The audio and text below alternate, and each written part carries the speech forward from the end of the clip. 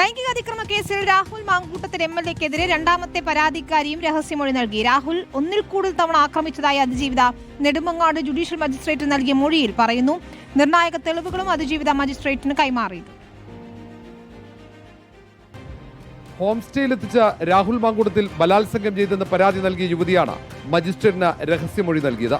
മാങ്കൂട്ടത്തിൽ നടത്തിയ ക്രൂരപീഡനത്തെക്കുറിച്ചാണ് മൊഴി. മാങ്കൂട്ടത്തിലിനെ കുരുക്കുന്ന ചില തെളിവുകളും അതിജീവിത കോടതിയിൽ സമർപ്പിച്ചിട്ടുണ്ട്. നെടുമങ്ങാട് 1-ാം ക്ലാസ് മജിസ്ട്രേറ്റിന് മുന്നിലാണ് അതിജീവിത മൊഴി നൽകിയത്. നേരത്തെ KPCC അധ്യക്ഷന് പരാതി നൽകിയ അതിജീവിത രഹസ്യമൊഴി നൽകാൻ തയ്യാറായിരുന്നില്ല. പരാതി കെട്ടിച്ചമച്ചതാണെന്ന് മാങ്കൂട്ടത്തിൽ ആരോപിച്ചതിന് പിന്നാലെ അതിജീവിത പോരാട്ടത്തിനിറങ്ങി.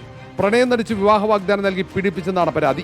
KSU സംസ്ഥാന ജനറൽ സെക്രട്ടറി ഫെനി നൈനാന്റെ സഹായത്തോടെ തന്ത്രപരമായാണ് ഹോം സ്റ്റേയിലെത്തിച്ചത്. ബലാത്സംഗത്തിന് ഇരയാക്കുകയും മർദ്ദിക്കുകയും ചെയ്തു എന്ന് അതിജീവിത മൊഴിയിൽ പറയുന്നുണ്ട്. ഈ കേസിൽ തിരുവനന്തപുരം പ്രിൻസിപ്പൽ സെഷൻസ് കോടതി രാഹുലിന് മുൻകൂർ ജാമ്യം അനുവദിച്ചിരുന്നു. യുവതിയുടെ രഹസ്യമൊഴിയുടെ അടിസ്ഥാനത്തിൽ കോടതി നിർദ്ദേശപ്രകാരം തുടർ നടപടിയിലേക്ക് കടക്കാനാണ് അന്വേഷണ സംഘത്തിന്റെ തീരുമാനം. അതേസമയം 1-ാമത്തെ പരാതിയിൽ ഇന്നും മാങ്കൂട്ടത്തിലിനെ പ്രത്യേക അന്വേഷണ സംഘം ചോദ്യം ചെയ്തു. റിപ്പോർട്ടർ, തിരുവനന്തപുരം.